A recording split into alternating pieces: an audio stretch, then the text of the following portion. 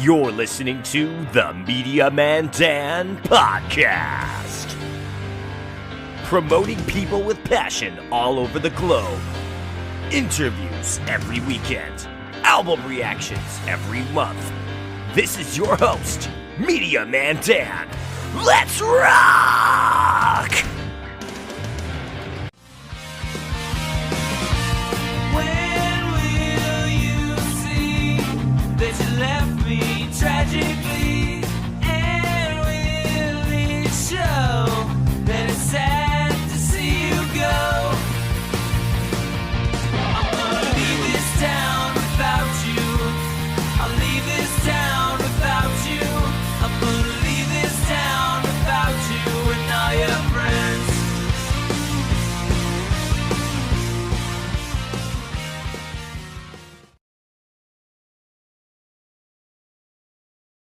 What's up, guys, and welcome to the Media Man Dan Podcast. Today, I have an absolutely amazing band with me, which I say all the time, but these guys rock all the way from Canada. We got Vancouver legends in the future, the Sifters, with us today, and this is Lane, one of their greatest members, the vocalist and the bassist. We have Callum, that was not able to make this, as well as, what's his name? Lachlan. And we want to give them a shout out because they are a huge contribution to the sound that is the Sifters. And I promise, if you guys have never heard some really fun pop punk recently, they are going to be a great choice for you, especially their brand new song, All your friends. There we go. It's great to have you on the podcast. How you doing today? Thanks for having me, man. I'm pretty good. I'm just really appreciate the kind words you got for the intro there. Wow, I wasn't expecting that, but you really hyped us up, and I really appreciate it. I'm glad to be here, glad to chat about our music and what's going on, and just have a conversation with someone who's interested in hearing about our band's story. And I'm happy to be here, man. How are you? I'm doing great. It has been an amazing chat, which all of you guys can go and check out on the Patreon. If you want to just spend $5, you'll get to see all my bonus chats that happen before the interviews, where we actually become friends, even though they've never met me. It's that easy to become friends with people if you promote them genuinely, which I will be talking about on a very controversial stream tomorrow. Okay. All right. That's going to be fun. Either way, we have 4 singles from this incredible band, which is the Sifters, and this is just crazy. All 4 of them came out this year. How did you guys come up with this being your year as the entire band? Okay, I can give you the short story, or kind of the long story, or kind of in between. Long-winded, the better. It was at this moment that he knew. He fucked up. Okay. So forever, or since high school at least, I've been playing music. And I played in a band in high school, played with my brother and these 2 other guys, and I was younger. My brother's older, and the 2 other guys were older. I wasn't even like old enough to get into the bars we were playing and stuff, and this is a common thing with people, so if anyone can relate with that. But played these shows with these older guys, and it was super fun. Made a lot of good connections. And I wasn't really taking part in a lot of the songwriting. It was mainly my brother and one of the other guitar players, Seb, who's an amazing musician as well. And he put out an album this year. Highly recommend it. It's called Chronically Offline. But he was in the band. Those guys were really proficient writers. And I wasn't really doing the writing thing, but I did I felt it in me somewhere. Like I gotta somehow get some emotion out. And I was just playing bass, and I was playing bass in the band, and it was fun until COVID hit, and it was the downfall. You've heard it before, but the COVID downfall of the band, like everything shut down. The Seb, the guitar player, was from New York, so he moved back there because he graduated from school.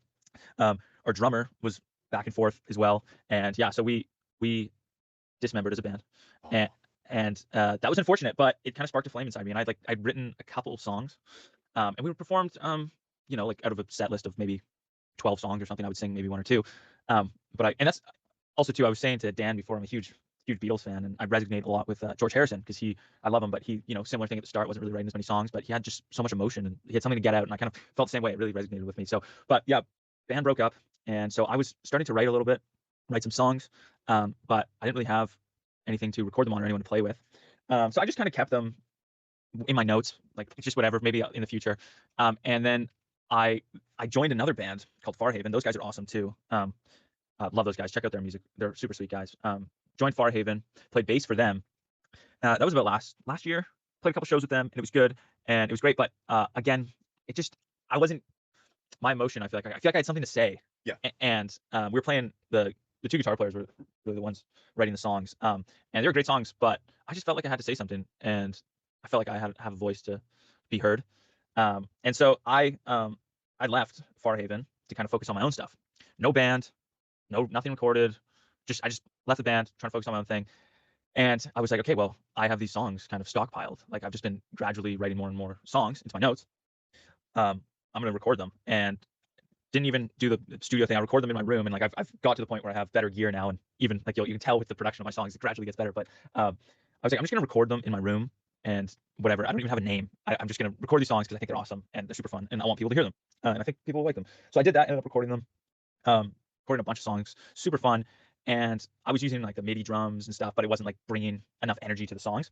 And so my buddy Callum, I've known him for a while. He played music with my brother like a long time ago, and he's also friends with one of my good friends. But I was like, dude, I have this like project in mind. I'm recording these songs at home.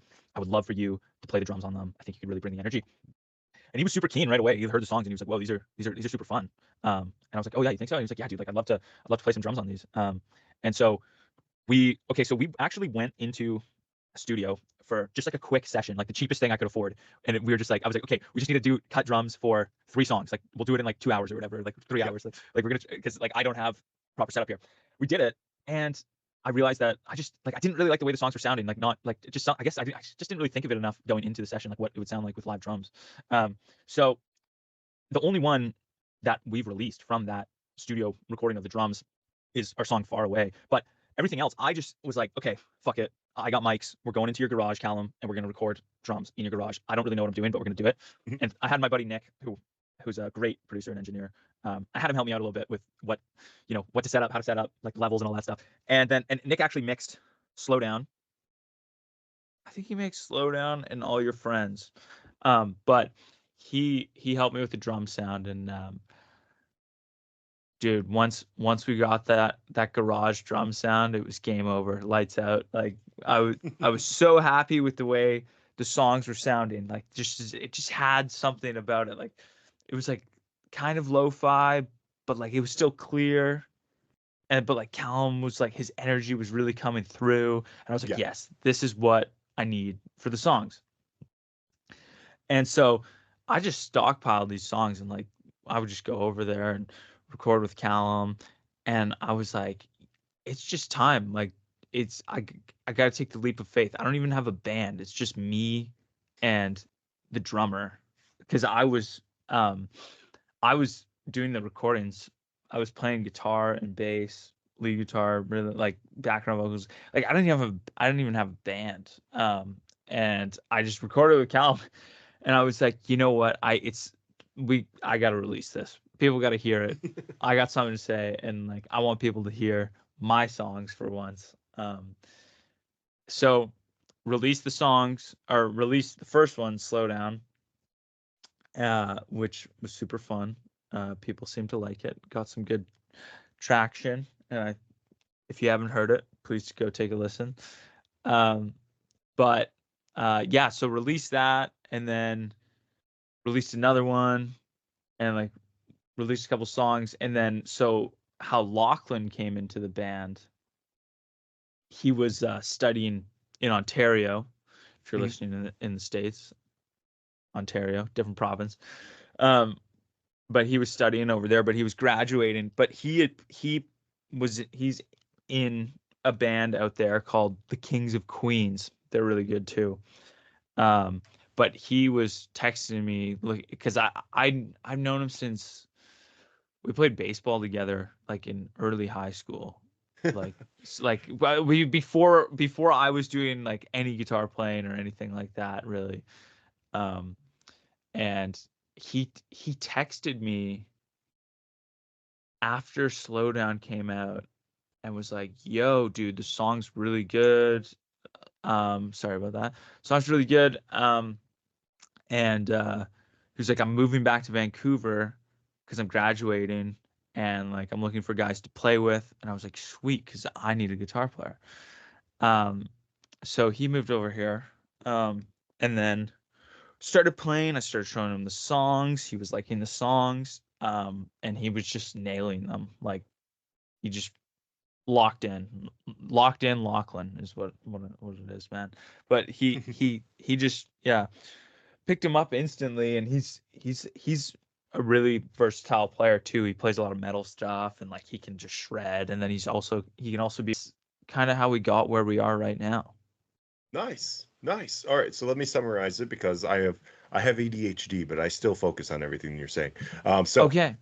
it started out, you originally were not a guitarist or a bassist when you first met your friend, and that was how do you say his name again? Every time I'm going to forget his name. Lachlan. I'm so sorry, Lachlan. Every time your name is impossible to remember. All right, Lachlan and you were friends way back in time. So let's go by timeline order. Your Yeah. friends, maybe you talked about music, maybe of something of that sort. Yeah, we But played just we played baseball together in like the 8th grade. He's a okay. year older than me, and yeah, and I don't think we ever talked about music or spoke There you about it. go. And we That's kind of insane. we kind of lost like we were just like buddies playing baseball, and like we never really ever talked about music, and then we kind of like lost touch for a bit. Like we didn't go to the same school or anything. Hmm. But some guys that I went to high school with ended up living with him in Ontario. So kind of knew him through that. But yeah, so never spoke about music with him. And then randomly you were like, man, I need to have somebody that can fill in this part. And he just so happens to be available, which is incredible. You were also talking about the timeline of the pandemic, saying that it was a downfall. You know, let's go and not avoid the pun. It's a downfall of us all. There we go. And a Yeah. day to remember reference there. But that's how it was. The whole entire nation, every part of the world, in fact, was completely changed. And so either bands were breaking up, relationships were ending, houses were more dysfunctional than ever, and a lot of things were changing. So I'm glad that it all worked out for the better. I'm an optimist when it comes to this stuff. But here's the biggest part of it. You had all of this spirit that never left you, incredibly, because a lot of people lost their passion for things because they felt like if they couldn't play tours that they weren't getting involved with their fans.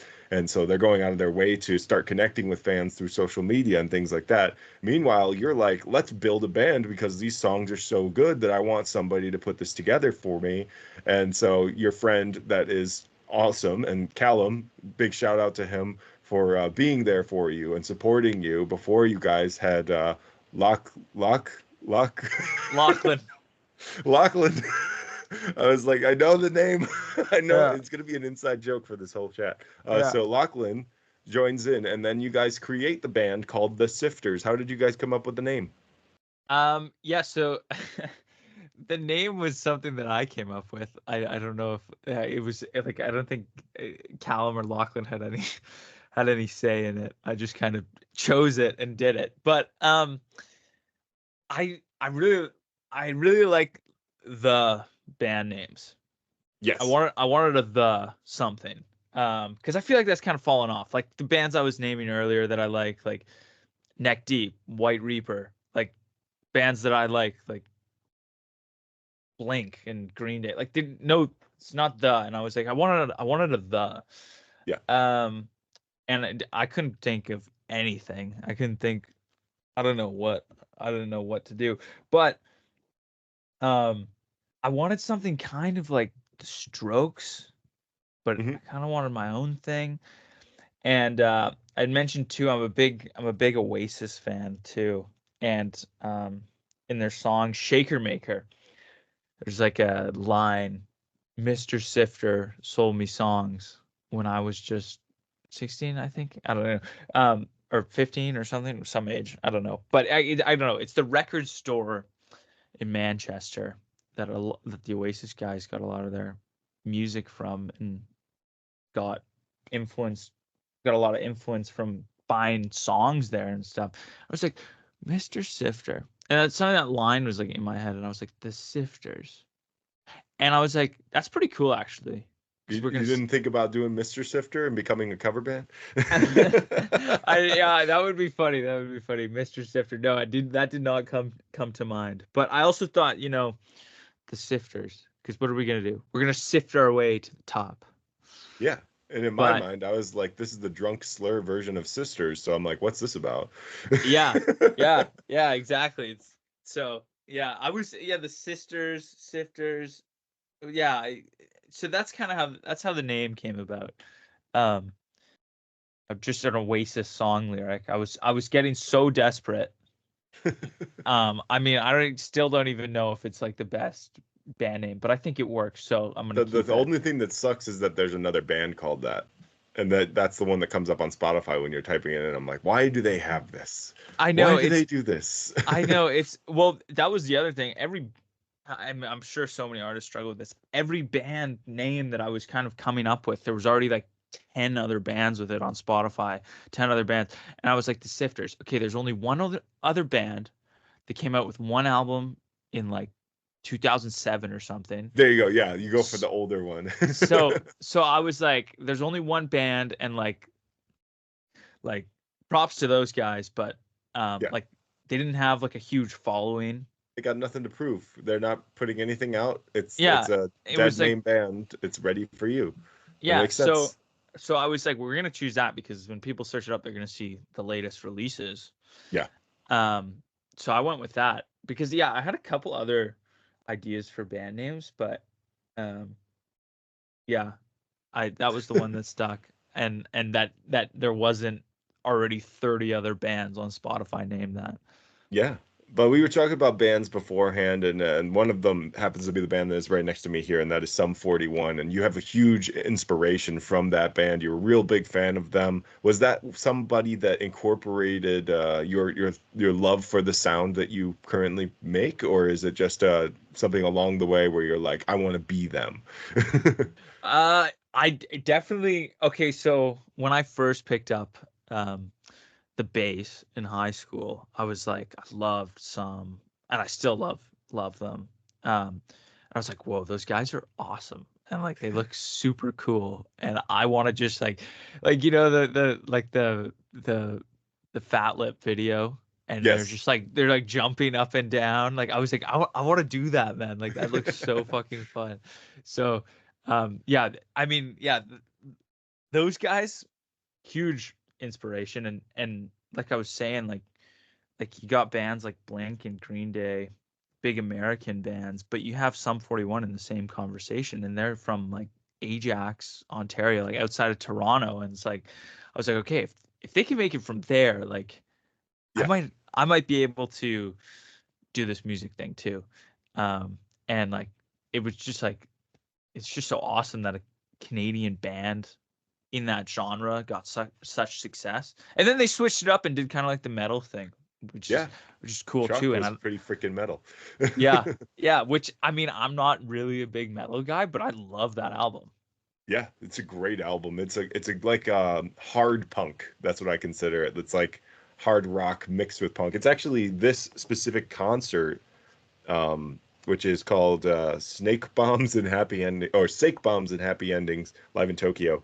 One of the heaviest you're gonna hear from them because I think it was right around Chuck or just finishing or right before Underclass Hero. So it was like right in that vein, and it is a metal show to the core, man. People are just bashing each other's brains in the pit. It's just a really fun, loud concert, and I was like so happy because in my mind, I also think of like In Too Deep and Fat Lip as the only sound that the band has ever done. But you remember that they had an album, like you just said, where they went metal and they proved it on this concert. And I'm like, I'm so happy I own this because Yeah, it's one of the best. They're so energetic. yeah, they're so sweet, man. I mean, I saw them once before. It was right before COVID, actually. Oh, you got Uh, so lucky. I saw them right before COVID. But I was really sick, and I think I might have had COVID before it was like a thing, even. Mhm. Common. Like before people like, you know, before it was even recognized, um, as what it was. I was so sick, but I was like, I gotta go to this. They're such an awesome band. They're so cool, and the concert was like, okay, so I live in Vancouver, and it was out in Abbotsford, which is like a suburb of Vancouver, but a bit of a ways away. And 3 hour, 4 hour drive? I would say like maybe like an hour and 20 minutes, hour and Oh, a half. reasonable. Oh my gosh, that's an easy drive. Reasonable. But I mean, I'm a city boy. So considering that when most bands promote a concert is like a Vancouver concert, it's like downtown or like Gotcha. in the area, and they were like Vancouver concert. That happened to me with Blink too, and I can explain that concert too. But I went out to see Sum 41 and I was so sick, but the concert was awesome. And I thought this was one of the coolest things ever that Derek did. Because they're Canadian, I thought it was so funny that they did this. They're like, okay, ladies and gentlemen, like it was later on, they're like, and now like please take a moment to sing the Canadian national anthem. And then they went right into Fat Lip. And it was so funny. It was awesome, dude. But I was so sick that concert. But they're coming again on their farewell tour. They're coming to Vancouver in January, I believe. So I'm gonna try and get a ticket and go see them. Yeah. Did you like A Heaven and Hell? I wasn't crazy about it. I respect it. I like the older stuff more. I'm not against that opinion. I think it is it's a great mix of everything we've already heard. They did nothing new. Yeah. I mean, it's no, didn't go anywhere whatsoever. It's just exactly what you expected. yeah, it was pretty much that. But they did have some screams, which was actually pretty cool. That one on the plane was one of my favorite videos because I was like, "Holy shit, they went heavy! I like this." yeah. Those guys rule, man. Those guys are awesome. I'd love to go out and have a party night with them. I go out and party with them because apparently that's crazy. But Yeah. When Linkin Park said they were coming back and Sum 41 said they were ending, there was a big conspiracy going on that Derek was going to be moving over to Linkin Park and take Chester's spot. But then he cleared up that rumor pretty quickly. He's like, listen, there's nobody that can replace Chester. Now, obviously, we have Emily. She didn't technically, want to replace him, but she wants to pay tribute to him. And then Mike thought that was a good fit. What do you think of that situation? To be honest, I don't really listen to Linkin Park. I mean, I respect them, but I'm not really. And the story. I'm not really. Peasy. I'm not really a big fan. I've never really been a fan of Linkin Park. I mean, Chester had an amazing voice, and Yep. rest in peace to him. And it's cool that the band is carrying on, but I've never been a fan of Linkin Park, if I'm being honest. Gotcha. I think the song that you would like would be Rebellion. Rebellion would be like right in your vein. It would be like the heaviest, but not too heavy. It has screams, but it's not too insane. And it's definitely in the more pop punk or hardcore and like the old school hardcore kind of like drum beat. I think I sent it to my friend and I was like, what do you think of this? He's like, dude, this sounds amazing. Like, what the hell is this? And it was the Schmucks, the Proud House of Schmucks. I was like, what do you think of this? And he's like, dude, what the hell? This is Linkin Park? I didn't know they could do this. Yeah. So like they have a I'll good range on them. I'll have to check it out because everything I've heard, I haven't really been a fan, but I see why people like them. For sure. The Hunting Party is the album I would say that you'd probably enjoy. It's their rawest take out of all of it. I mean, it's definitely their most rocky album. It's basically just a rock album. Yeah. But the I'll have to check ballads. it out. I love ballads. All right, so let's jump into your music. How did it start out that you wanted to release these songs in the order that they are? How did Slow Down become the beginning song? Okay, so Slow Down was one that I had for a while. And as I had mentioned before, I was in that band before COVID. And like I was saying, I was in the band, I'd only play like sing only one song per set, one or two songs maybe. And Slow Down was one that I had written. It's one of the earliest songs I've written, but it was really rough. Like it wasn't really dialed in yet. Performing it because we didn't like go into the studio to record it or anything. I couldn't really like fine tune it ever. Like I just had the idea, the lyrics. Actually, when we first did it in that band, I actually didn't even have all the lyrics. I had just had the first verse and the chorus, and then I just repeated that the whole way. I repeated the first verse again in the second one. But when I actually was able to record it, I was able to fine tune it a bit more, change the key, write new lyrics, add some of the like dynamics to it, like the rhythm coming out of the chorus, like dun dun dun dun instead of like just like dun dun dun dun dun dun dun. So I don't know if anyone's gonna understand what I just said, but No, there are plenty of guitarists that watch the podcast that will be like, "Yep, I get what he said." yeah, okay, great.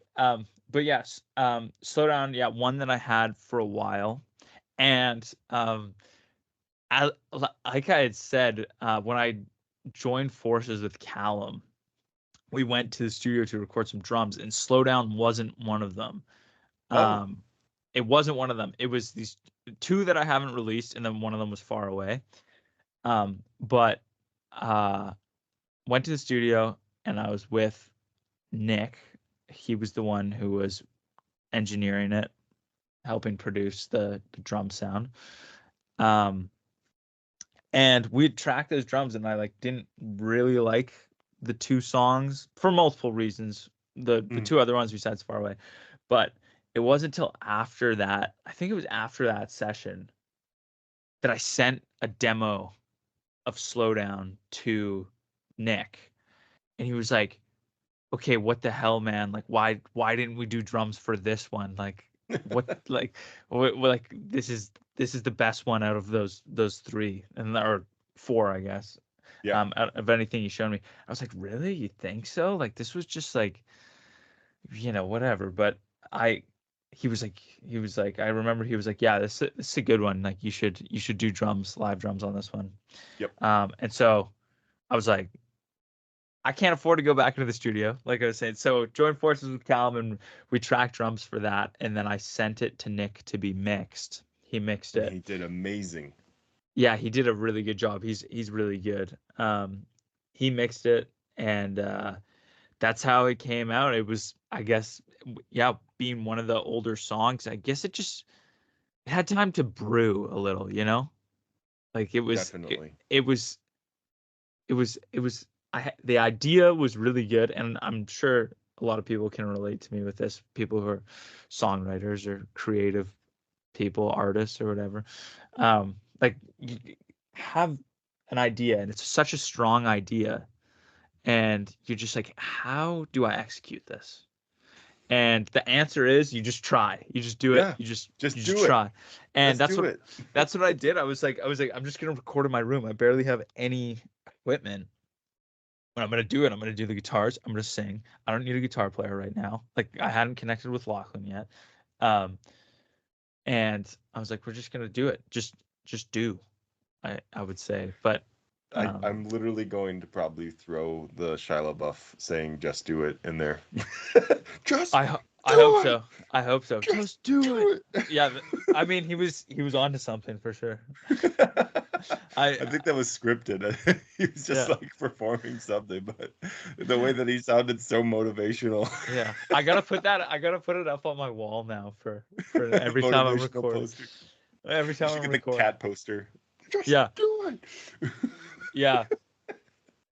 Too funny. But yeah, so that was a choice because the producer, your mixer, was actually a big fan of that song, even though you might have not felt the same way about it. Now you've had a change of heart for it. You're like, that's actually one of my favorite songs. And I love that. I love that artists are like fond of their own music. I know it sounds crazy, but after you hear your own song so many times, you're probably only picking it apart to the point where you never want to hear it again. That happens with so many artists. So it's good to hear that you're still in love with your sound, and how that first single came to be. It really, identified what you are as a band, and you've still kept that vocal style. You've still kept the pop punk part of it, but you're also indie, and you have indie like moments, and that's what I like about it. Is like it's a different fix. Like, my friend loves The Maine. That's a band that like a lot of people can get into if they love pop or pop punk, because they do both extremely well. She also listens to a couple other bands, one of them I reacted to, and it reminded me of your sound. And I was like, oh, this is cool. I'm finally understanding why indie is so popular in some places. Yeah. I mean, Nick, the producer too, I really trusted his opinion too, because he works with so many local bands and artists, and he hears so many songs. And for him to compliment that one, I was like, okay, this means something. Yeah. Yeah, he Like, probably hears something in it that is so much better just because he knows that he could do something that's going to, exaggerate what is already good. He's like, I can make this even better. Like he felt something in it. yeah, I think so for sure. Now the lyrics of it, that's one of the things that I love about the song is that it says slow down. And I thought in my mind the first time, like everybody else does, you judge a book by its cover. The song's called Slow Down. I'm like, oh God, I have to go through a slow song to start their entire discography. This is going to be like the last band I had just interviewed, and he was like playing acoustic songs. And I was so judgmental in the beginning because I was like, oh crap, I was hoping for something that just rocks my world right away. And so you guys threw me complete curveball because it's a really fun and upbeat song. And then the slow down part is like the whole message of the song is like, slow down, think about what you're doing, and like don't rush into things. And I love that message. Exactly, and I'm glad you got that message, because I don't think everyone does get that message. And yeah, people like the start kind of starts acoustic, like you're saying, like slow down, like whatever. And like Yeah. it's funny, I've shown it to a couple people, and they're like, oh, okay, yeah, I like the acoustic guitars playing, and then it kicks in, it's like and they're like, oh, okay. And all of a sudden they've like woken up. But yeah, I'm glad you get the message there. Yeah. Because it is like, yeah, just take, well, that's one of the lines, take your time, but it's just like, it's gonna be okay. Just like take Yeah. your time, focus on where you are, sort of thing. Yeah. Embrace the time that it takes to get to the best part of your life. Basically, that's how I perceived it. My favorite thing about it is that it is track one, and it has the title of what you would consider an interlude, where it would be like, oh, okay, well, the album's like halfway through, now we're in slowdown, and then we continue the rest of the album. But Yeah. knowing that's track one, if you ever were to put the album out, it'd be really funny to have that as track one. Yeah, I mean, I might have to. I mean, definitely, like I had mentioned, like stockpiled songs. Yeah. And like I have all these songs that I want to release, and like hopefully eventually have an album. For now, we've just been doing the singles thing because it's easiest to promote. But the album, yeah, I think that would be funny. Yeah, slow down, starting track. That would be funny. Yeah. Absolutely, man. So your second track is the one that I keep saying that I've forgotten because the third track is so impressive to me. But that next track that we have here is called Far Away. It is the longest song that you guys have made so far, with 3 minutes and 49 seconds, which is definitely different from the 2 minutes and under 2 minute song. So it's like you have 3:32 for Slow Down, you got 3:49 for Far Away. And if nothing changed and Running Away was the same vibe, I would have loved Far Away. But because Running Away has such a change overall with the time signature, and then you get into All Your Friends and you're just absolutely rocking out and loving it, Mm-hmm. it's impossible to go back and be like, yeah, Far Away was my favorite. And that's the only thing I hate about it is like, I wish Far Away was the next single. Yeah, I think Far Away is definitely one more for the ladies, I would There you say. go. It's it's not as aggressive as any of the other ones. It's got that, like, that one was like I was saying, like Oasis, huge influence. That song, you can definitely hear the Oasis influence, like kind of like feeding back guitar in between the vocal lines, and Mhm. that like the loudness of it. But yeah, Far Away, yeah, we played a show like a month ago or something, and played that one, and it's definitely a bit of a drawback. It's like, oh, when it's done, I was finally like, oh God, thanks, like You it's could see the finally crowd done. like change their whole Yeah, you were, I like think, hyped up, and it's like, oh.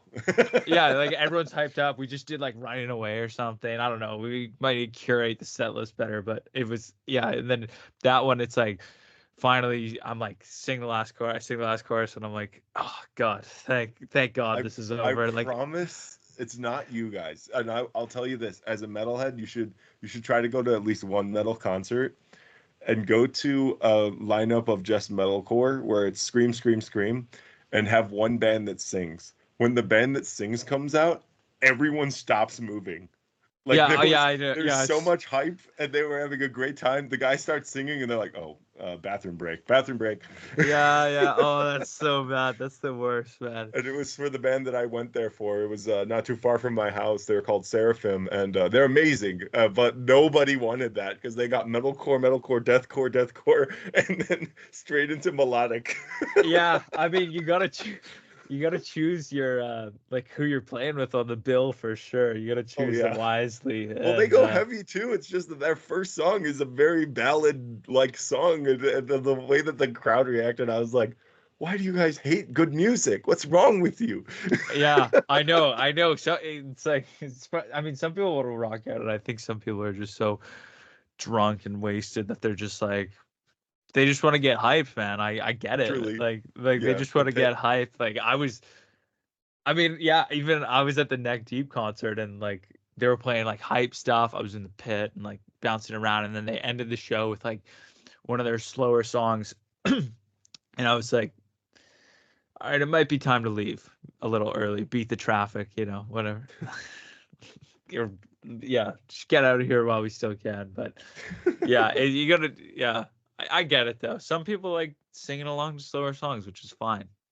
And Yes. I like, I'd like to be able to have, you know, a, a bunch of different people, demographics at my show who like, want to get hyped, want to listen to me sing, want to just focus on drum sounds or like that sort of thing. So, I mean, yeah, yeah, Any band could do it though. I mean, there's bands that can pull off ballads as much as they can pull off everything else. The encore for Boys Like Girls, he sang two is better than one. The song they did with Taylor Swift, one of their slowest songs ever. He did it by himself with an acoustic guitar. Now, any other band tried that, ain't gonna happen. No one's gonna stay around and be like, "Oh boy, an acoustic guitar! Wow, thanks. We just saw like a whole electric performance, but this one acoustic performance is gonna change my whole life." For me, I stayed with my fiance and we're like almost in tears. Like, this is beautiful. I love yeah, seeing this, and that's the perspective from somebody that listens to not just metal, but the metalheads. They don't like that. yeah, yeah, yeah. I mean, like I was saying, Oasis too. Like some of those performances, those like "Don't Look Back in Anger" performances of just Mhm, Noel with an acoustic guitar, and like there's like tens of thousands of people just singing mhm. along. Like I love that as well. Yeah, So yeah. I don't know. It's Same with like everyone's different, I guess. People want to get hyped. People want to chill out, get well, emotional. if they want to blame somebody for why music changed so much and it was from the hype to the slower part, you got to explain why all of you guys like Nothing Else Matters from Metallica. You made that blow up, and that's what Metallica started performing outside of their regular heavy shit. And now this is what all bands do. They throw in a ballad, and if people aren't there for the ballad, I'm sorry. You got to Dude, stand through the whole thing.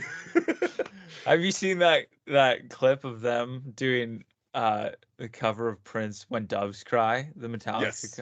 Oh my God, who let them do that? I'm James sorry. is a crazy guy. What can I say? Well, it's just Robert and it's just him singing it, and it's like, what the like who thought of this? Like, I don't, no, I'm not even joking. Like, yeah, yeah, that is something where people stand with their arms crossed, just like frown on their face. I get it, I get it. Yeah. But, but yeah, But yeah, so let's go into the song that is a complete change up. And that is my favorite song to listen to outside of my actual favorite. And that is do do do do do. If I could read things faster, it'd be better. Running Away. Running Away. We talked about this before we started the chat. Has a time signature change, a little offbeat tempo, and it shows that this band isn't just a one-track pony. And I like that.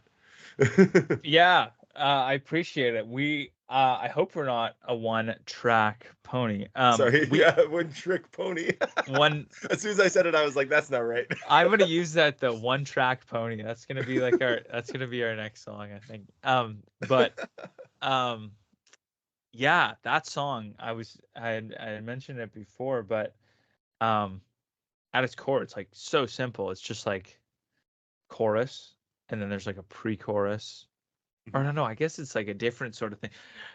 It's like chorus, and then like the separate section with the shots, and then it just repeats itself, and then it goes into that double time thing, which I really wanted to do.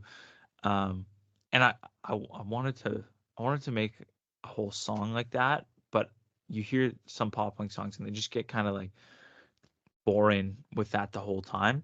So I was like, okay, we'll like dynamically, we'll like switch it up. We'll make like put like shots in after the chorus, and then we'll throw in this double time thing. And like even live, we've switched up a couple things on how we play it, just to like make it a little bit more interesting.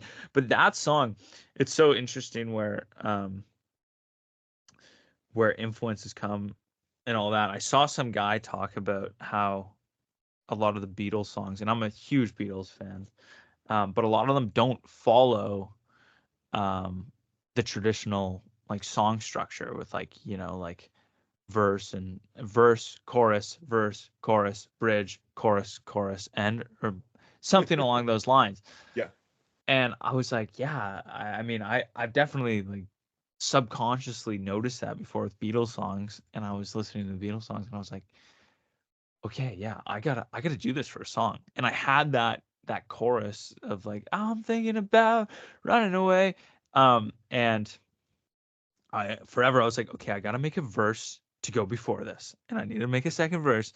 But then I was like, no, fuck that. I'm gonna do right into the chorus, bring the energy, like start with a riff, right into the chorus, go into this other section, and then just chorus again, and then go into this double time part that's cool and out there, and people aren't gonna expect because they're so used to hearing the way the song is, and then go back into the chorus, and then hopefully get it into people's heads.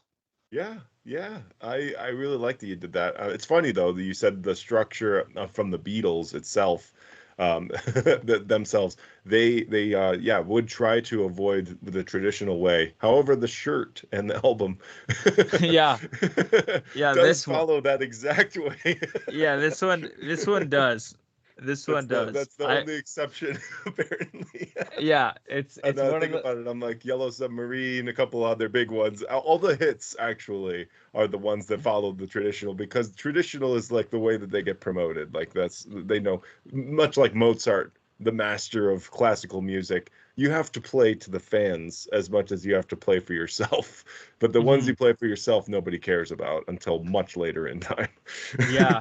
Yeah. I mean, yeah. I I think some of my favorite Beatles songs are the ones of them not following basic song structures. And I mean that's part of what makes them so great. It's like there's I mean, so many things make them so great, but You seem like you're a fan of the Walrus. yeah, I Am the Walrus. Yeah, it's a great song. I really like a song like um Paperback Writer. Like Amazing. that structure is sweet. Like it starts with that like super sweet riff. Doo-doo-doo-doo, like and then the bass comes in doo-doo-doo-doo, and like that song structure is really cool too. And Oh, that's same with what Come Together. yeah, That yeah. bass riff is insanely like iconic as one Oh of the yeah. like One deepest of the basses that you'd play. one of the best bass lines of all time, for sure. Yeah. Yeah. So those guys, and it's crazy because as much as like a song like Running Away that I made doesn't sound like the Beatles like whatsoever, Yeah. or at least in my opinion, but there's still like an influence there. And they played a big role in like me like making the structure of the song. Yeah, yeah. So your most recent song, All Your Friends, is my current favorite song, and it should be all of your first favorite songs because you're hearing it for the first time as the intro to this episode, and you'll probably enjoy my reaction as well, which probably will be in the beginning, and maybe you want to watch the whole thing. Might be on YouTube, might be on Patreon. Once again, if you go on Patreon, you can check out all bonus stuff. We actually have him watching my reaction in all the lag glory that I have with this terrible Wi-Fi. Yeah. But seriously, I love the song. I think it's my favorite of your sound. It has a lot of inspiration from what you've listened to. That's what I really like about it, is like it's your own twist on what you're into. And that's more of like something that's paying tribute to what made you into the artist that you are, as opposed to Slow Down, which is literally your sound. That is, like, as the mixer even pointed out, that's a good song, and that's going to be helpful down the line. And it's the way that you wrote it, the way that I could connect with the lyrics. I can't do that for all the songs I'm jamming to. I don't want to listen to the lyrics. I'm too busy jamming.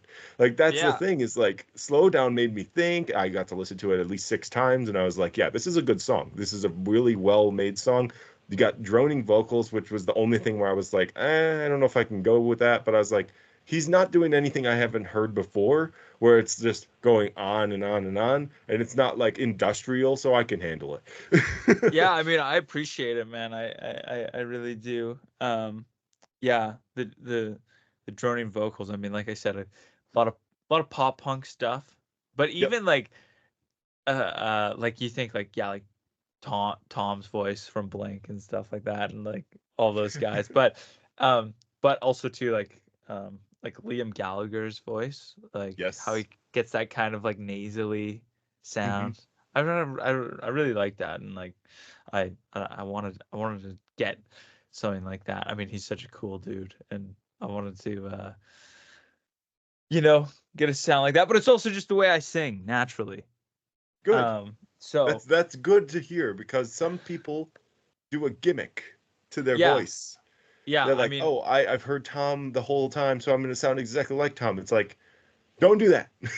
yeah, no. I know. I mean, I definitely like took a lot of influence from Mark's voice too, of like Yeah. that like just being himself, having like a bit of a lower register, and the way he sings is great too. But yeah, I mean, it's just the way I sing naturally, like that's how it is. But yeah, all your friends, I'm really glad you like that one. I hope whoever's listening takes a listen. Whoever's listening to this goes and takes a listen to all your friends, and I hope you like it too. Yeah, And that tell one. all your friends about it. Yeah, tell all your friends about it. Yeah, that's a good shout. That's a good shout. Yeah, that one's fun. The music video was really fun too. Um, Shooting that. It was Almond and I. Well, actually, it was Callum Lachlan and I went to just like rehearsal studio space, and Almond came with his lights and his camera, shot those performance shots, and then he really wanted to have like a storyline that kind of follows the lyrics about, you know, the chorus is like, I'm gonna leave this town without you, I'm gonna leave this town without you and all your friends. So he was like, let's go to the airport and just shoot stuff like stock and like whatever. So we went to the airport, and you see those clips of me like running around the airport and like waiting for a flight, you know.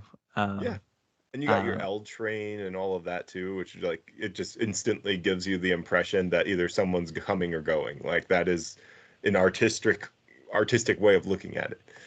yeah. So I mean, and that song's quite important to me, and it came together really quickly. I remember with that song, like I was saying, how Slow Down took a while, and it was kind of brewing for a while, and it was, you know, something I did with the previous band, Yeah, and it was forming your own sound, forming your own band. I mean, that's a lot of time to do that, but like, yeah. I've heard a common thing with many bands that I interview. One of their best songs, even if they don't even like the song, if it's the shortest time putting it together, it's usually the biggest hit. It's crazy how that happens. I mean, yeah, I think there's some truth to that. I don't know if I don't know if All Your Friends is like a major hit. I think it's a good song, and I think it's a catchy song, but it feels really good playing it because it's just like its own thing. It wasn't forced. It was just natural, and the way it came about, it was, yeah, super quick. Super fun song overall. Yeah, thanks. Yeah, I like that one a lot. That song, yeah, that song means a lot to me. and Amon did a great job of like conveying that emotion through the video. Yeah, I wrote that because multiple people in my life were moving away and leaving me here in Vancouver, and people were entering and exiting my life, and I was like, well, that's a good song idea, I guess. I guess I could write about that. You know, and it's like those, like the first line is like, when will I know if you'll ever come back again? And that's like, it's like I still keep in touch with all these people, but it's like I don't know the next time I'm gonna see them. I mean, Yeah. like a couple friends move away. Like one of the people in mind was Seb, one of the guitar players for the original band I was in. He moved to New York and moved back to New York, and like we still kept in touch and we had a great friendship, and we still do. But he left me, and then my other friend left me and moved away, and like I had other important people leaving and going and coming and going or whatever. And yeah, I feel like the song represents that Yeah. in such a good way, not like a depressing way. It's That's like the thing this. about it. I was like, it's like anti-emo, because most people would be like, oh, my friends left me and I'm sad and depressed. But your song is like a hype up anthem. Like, I don't need to have this and I can continue without anybody, being there. But, not any disrespect towards anybody. This is, I'm going to leave my friends without you. I'm going to do this without you. It's like, it's great. I really Yeah, think it's a fun song, and that's what I like about it, is like it's not depressing.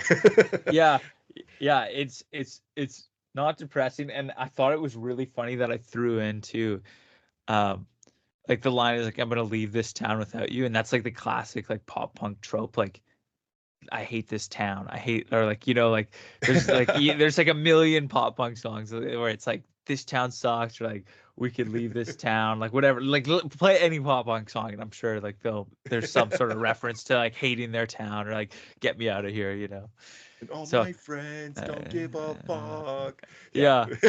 yeah, yeah, yeah, yeah, Constantly, A Day to Remember is a pop punk band in my mind.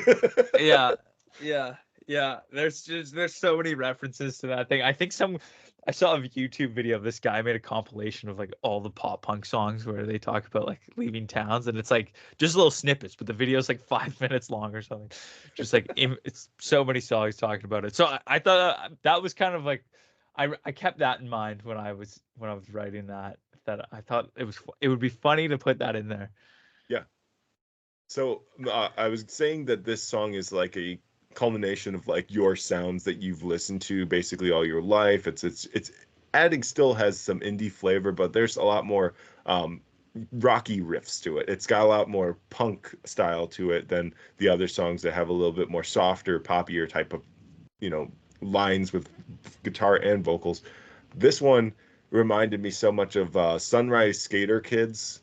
Um, I think it's not I'm Just a Kid or I'm Getting Old or something like that. It's like they're taking all of the inspiration and literally using those songs and just parodying them. But yours is more like a tribute to those sounds, and like, hey, this is what made me. And that's why I love that you made it a personal touch to your own story with that too. Like, you really care about this. And did the chorus come to you right away, or was it something where it was like this was written down and then you're like, oh wait, that could fit, and it fit the vibe? I mean, yeah. Uh, the it was definitely the verse first. I had kind of the chords, and I had the melody for the verse. Na, na, na, na, na, na, na, na, na, na, na, na. I kind of had that, and I was like, I had the idea for the song. I had kind of the chords with that kind of idea of a melody. Um, and then I just like, I rarely ever really like freestyle when I write. Like, it's a good exercise, and like I should do it more. But like I don't really like play and just like spit out whatever. Like, I kind of like think about it first, or like try and like write down a lyric to like a melody I have or whatever. But this one was just like so natural, and I was just playing, and I just sang like words like that. when will I know if you'll ever come back again? Will it show when you get yourself some friends? Like, to the melody that I had in my head. And then I just remember the chorus came so easy.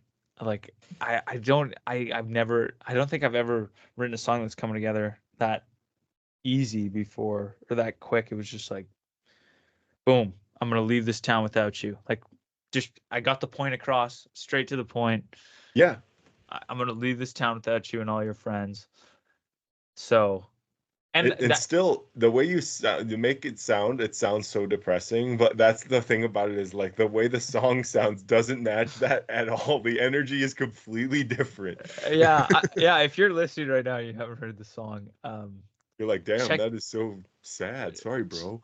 check it out. Check it out. And yeah, that line of the chorus, I'm gonna leave this town without you and all your friends. Like I was saying, like that's kind of like the reference to like the pop punk town thing, leaving towns, hating towns, whatever. But I kind of wrote it as like the perspective of like all the people in my life who left, like talking to me.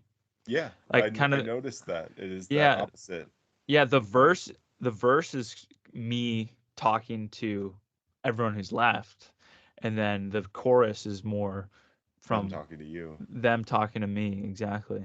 Oh my gosh. Well, this is great. I'm glad that we could do a deep dive into that song, because not only is it one of your best that you've made, it'll probably be my favorite for now. We'll see what happens with the next single. And speaking of the next single, Thanks. we're coming to the end of the interview. What do we got next for the Sifters in 2025? That's a really good question. Hopefully big things coming soon, as they say. No, that's like, I should have said that. I'm cooked, but No, you're fine. You're fine. Hey, uh, something could happen. You never know. Some people I can know. watch my show and they'll be like, Dan, I like this kid. I want him to grow. And, I know a lot of people that own labels, and that's stuff. They know me, but they don't do anything with that. But You know, dude, you never know. Get me like a Prime sponsorship or something, maybe. I don't know. But no, it would be Wake Up Music. And shout out to Pepper Gomez for supporting me and everything that music stands for in the modern age. Check out Wake Up Music whenever you can. They fit in every genre. They do shout out, reggae, rap, metal, rock. It's all there, man. It's crazy. yeah, shout out to that. But yeah, so what's to come? We are currently looking to play more live shows. Haven't booked yet, but we're looking to book more shows in Vancouver. So just follow us on Instagram and TikTok at @thesifters_ for posts about upcoming shows, updates about new songs.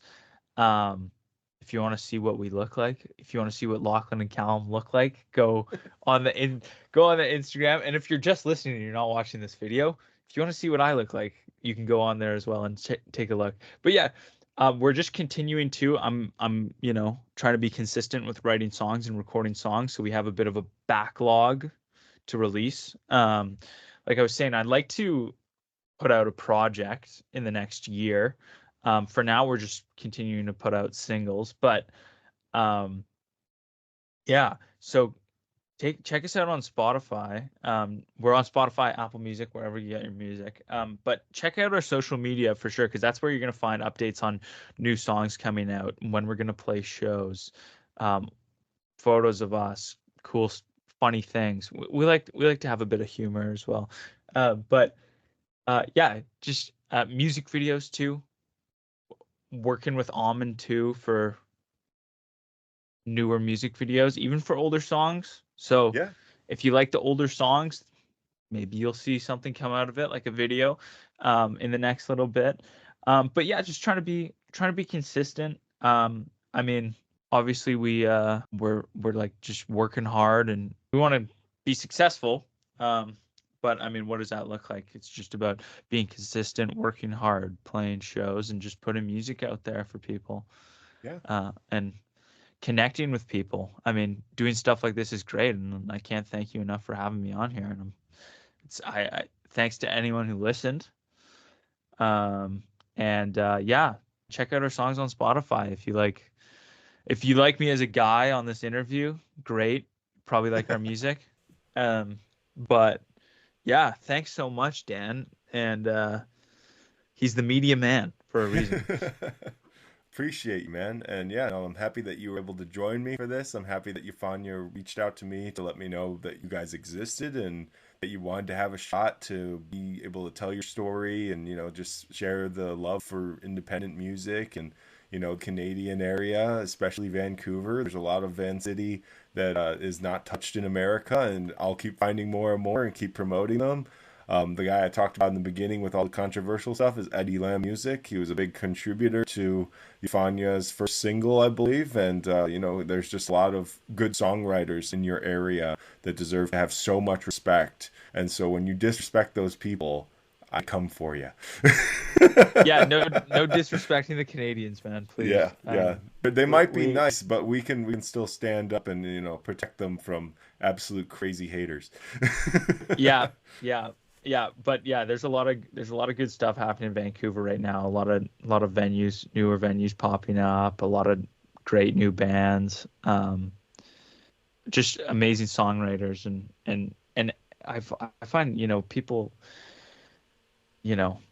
people are willing to help you out, and that's what I see in Vancouver right now. Is like a lot of people helping each other out, which is great to see. And like that's one person gets successful, you got to lift up the whole scene, man. Yeah, it's collaboration, it's connection, it's community, it's all the 3 C's that make Canada great.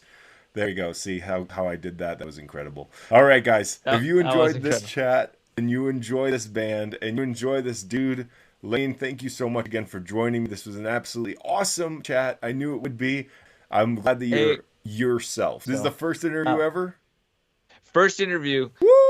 We're making history, baby. When the Sifters are huge in 10 years and they are, getting Sum 41 out of their 10-year retirement, they're on tour together, and the Sifters are the opening act. You'll remember this as one of the greatest days of your life, that you were able to talk about your music with somebody who actually gives a shit and wants to promote great people that have great passion. Thanks again for watching, everyone. I hope all of you guys have a great night and stay safe out there. Peace. Thanks, guys. Peace.